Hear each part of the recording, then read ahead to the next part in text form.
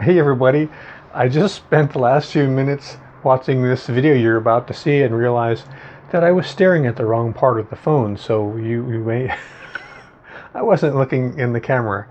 I'm going to get used to filming with this phone and eventually. So I hope you guys can overlook me staring at the wrong part of the camera for 20 minutes. I'll get better. Take care. See you out there. Hey YouTubers, good morning. It's Robb Moffett.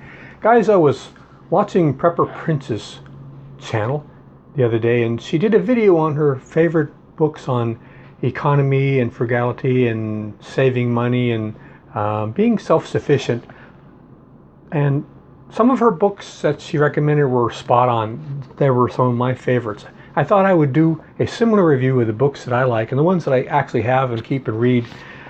One of the ones that she mentioned that I liked a lot was Dolly Freed's book, Possum Living.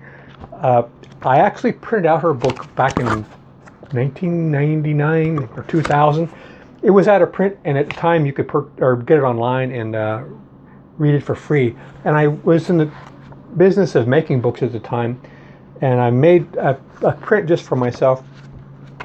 But she reprinted the book now. It's being sold on Amazon, so you can get. I'll leave a link to all the books I talk about.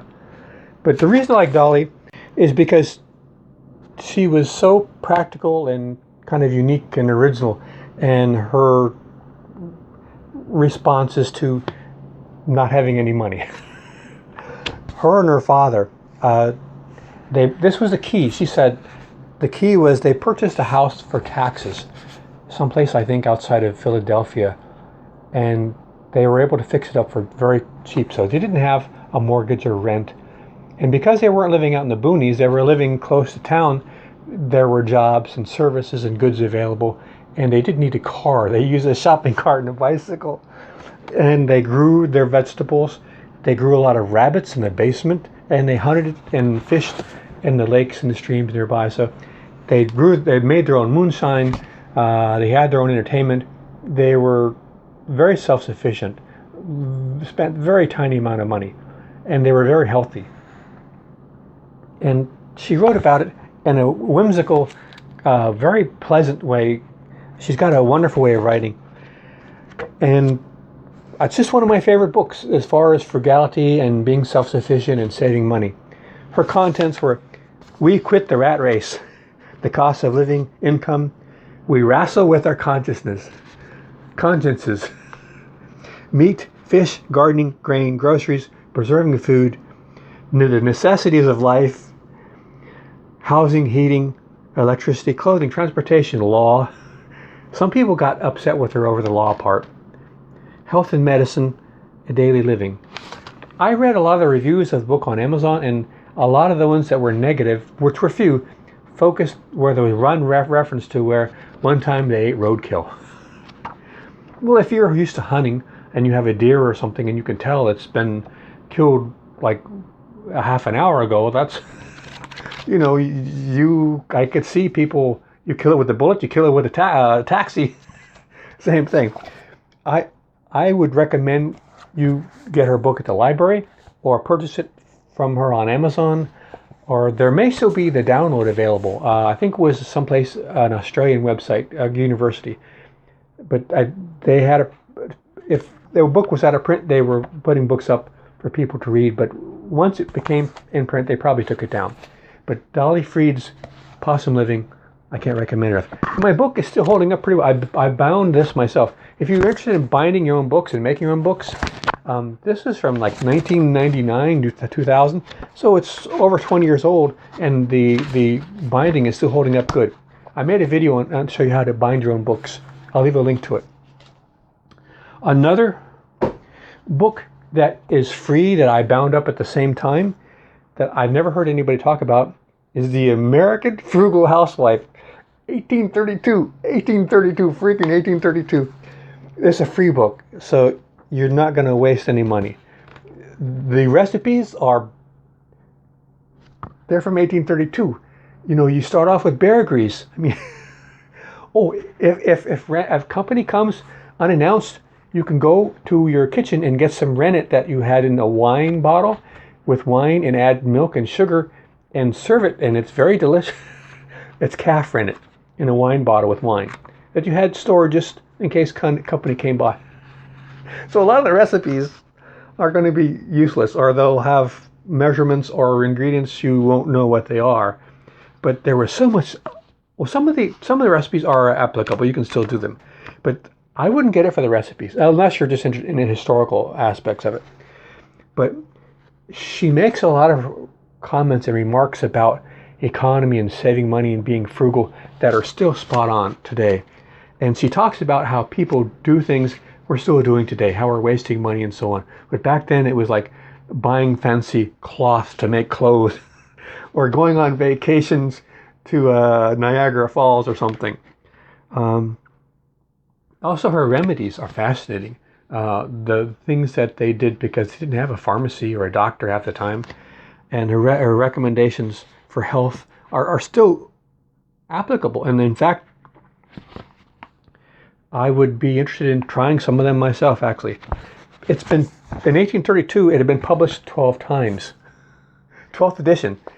You know, like sometimes something becomes very popular, the first edition, maybe it was publicity or someone was pushing it. But if it's 12th edition back then, there's a reason it was popular. So I would recommend this book.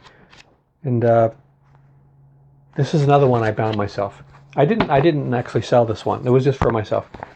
This, if you're interested, this is what I was selling. I had a book on how to buy and sell stuff at the thrift stores, because that's what I was doing for several years. And I first started selling them. You remember floppy disk? I sold hundreds and hundreds of these for $9.99. Then eBay said, you can no longer sell this book because it's just a collection of information. I thought most books were a collection of information, unless they're fiction. So it was disheartening because they cut my legs off at the knees. Like, what am I going to do now? So still, if I can't sell the floppy, I'll sell it as a book. Freedom of the press. Let's see what they do with that.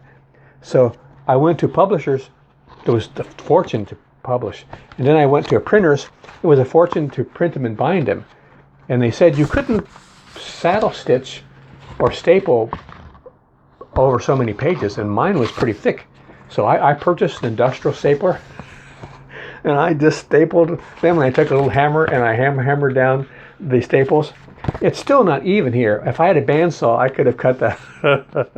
But I made this on an inkjet printer, and I sold a lot, not as many as the floppies, but I sold a lot. To this day, I put it on Amazon as a Kindle. You can get it for like $3. The part about selling and buying stuff is still applicable. It's still relatable to today. The resources, internet resources, became obsolete within weeks or months. Things keep changing on the internet. So like half the book is resources, and so it's not really worth anything. But the narrative about buying and selling and picking and choosing and shipping and so on and advertising and writing the ads, it's still worth it. I would recommend anybody go. I'll leave a link to it. It's on Amazon. Now, you remember Dolly Freed said the reason they were able to succeed in their endeavors and living frugally was they had a house that they owned, no mortgage. Most people think when they buy a house they own it, but it's like they don't really own it. The government, once they find out you have a house, they come at you with the taxes and stuff. But if you have a really inexpensive house, you can there's a loophole. You buy the least expensive house for the least amount of taxes. So that's one way to survive. But here's an interesting thought. The $50 Underground book by Mike Oehler. This is still one of my favorite books, because Mike came up with a fascinating way to build an underground house in soils that are the right type of soil where you can build a house underground. But he built his house for $50 back in the 70s. And he went into detail how he built it.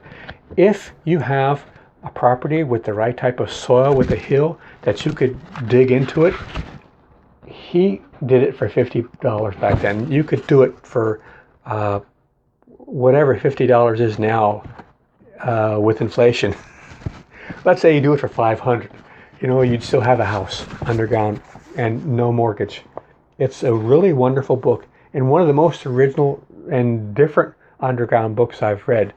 And it's an excellent way to save money owning your own house. And there's no less expensive way I can think of than to do it. Mike Oehler. I'll leave a link to his book. In that vein of talking about houses, another way to save money with housing I always thought about is if you build a house, you have zoning and you have all sorts of regulations about how you can build a house, inspectors and so on, and banks make you have to have insurance.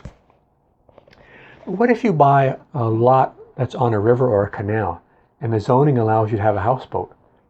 And if they allow you to have a dock, they usually don't have any zoning or regulations involved on how you can build your houseboat. They pretty much leave people alone in whatever way they come up with to build a houseboat. This is one of the best books I've ever read on inexpensive ways to build houseboats.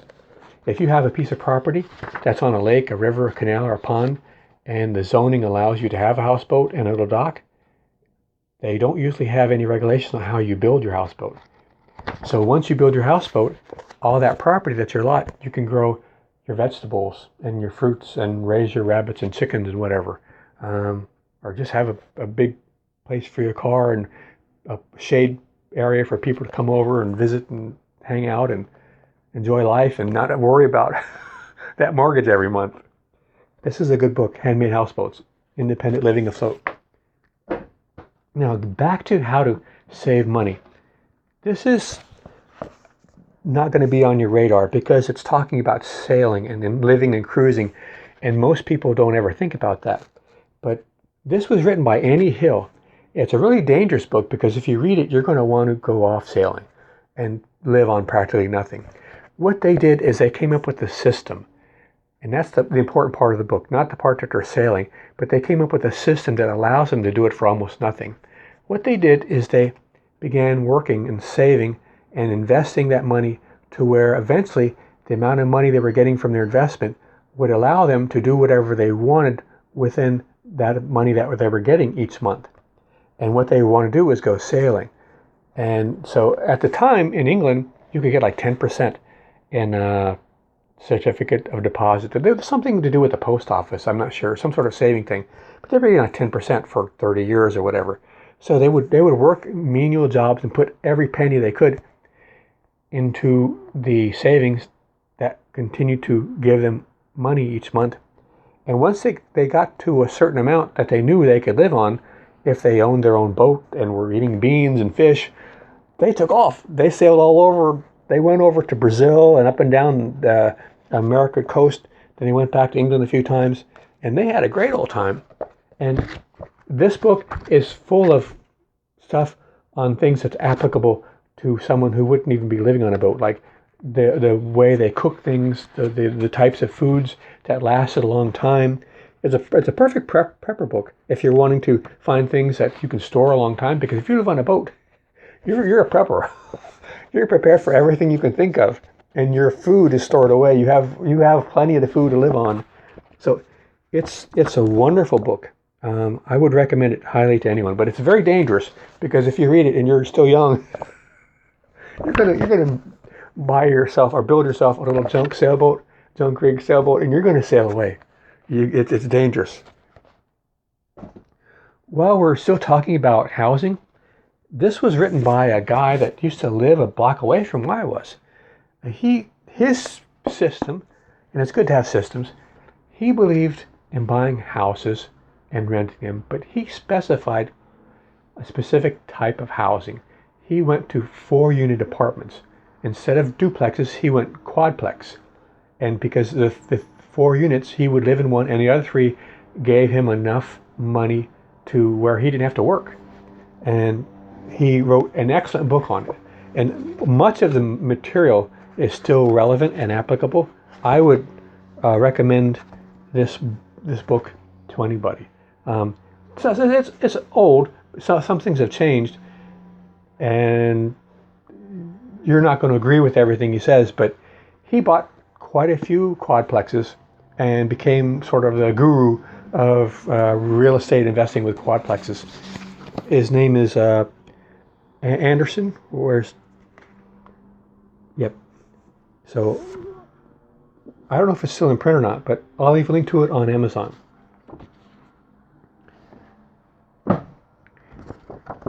Beach cruising and coastal camping. These people saved all their money and did something similar to Annie Hill, but they used little tiny canoes and Hobie cats to sail around the Bahamas using tents and catching seafood and conch and bartering with the natives and living every year, like 9 months of the year when the weather was nice, in the Bahamas in tents and little out islands. Beach cruising and coastal camping. That's a wonderful book on saving money and having the life of Riley until Riley comes home. If you're wanting to save money on food, I did a video review of Euell Gibbons' The Beachcomber's Handbook, which is a wonderful book. He also wrote several wild food books that are still my favorites. If you're trying to save money, a lot of people go into gardening big time, and which I recommend. But so many people overlook the fact, usually where they live, there are many things growing that are not being utilized, that could be, that are very healthy for you. And he wrote 2 of the best books on wild food. This one is on basically seafood.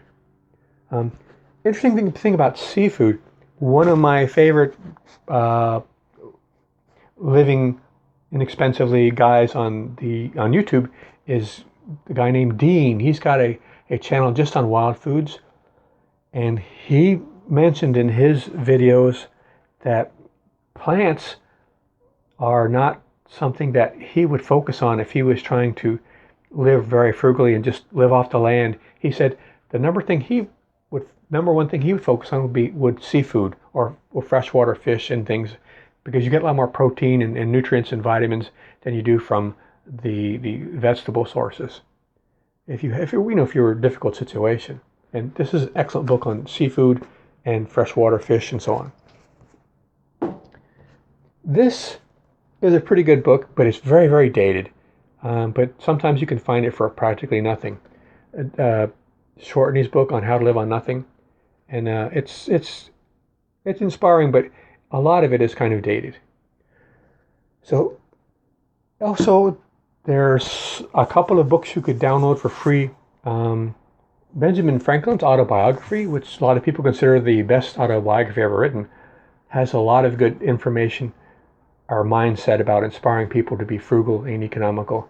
Also, another old book is Walden's Thoreau. His language is not, it's difficult sometimes to read some of it today, but when he talks about economy and living off the land and being self-sufficient, it's very applicable and inspiring. When he writes down how much he spent that year to live on, and it's fun to read. Hoeing beans. So what else do I have? I think that's it. So those are some of my favorites, and I'll leave links to them in the video description.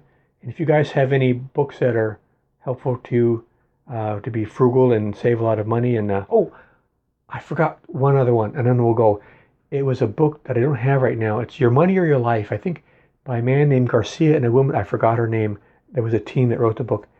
But their system was that, just like Annie Hill, they would put money aside and then live off the interest and retire early that way. And because back then they could get like 10% interest in bank CDs and something, it was applicable, they could do. The economy keeps changing. It's hard to use some things from the past because things keep changing. But when one door closes, another one opens.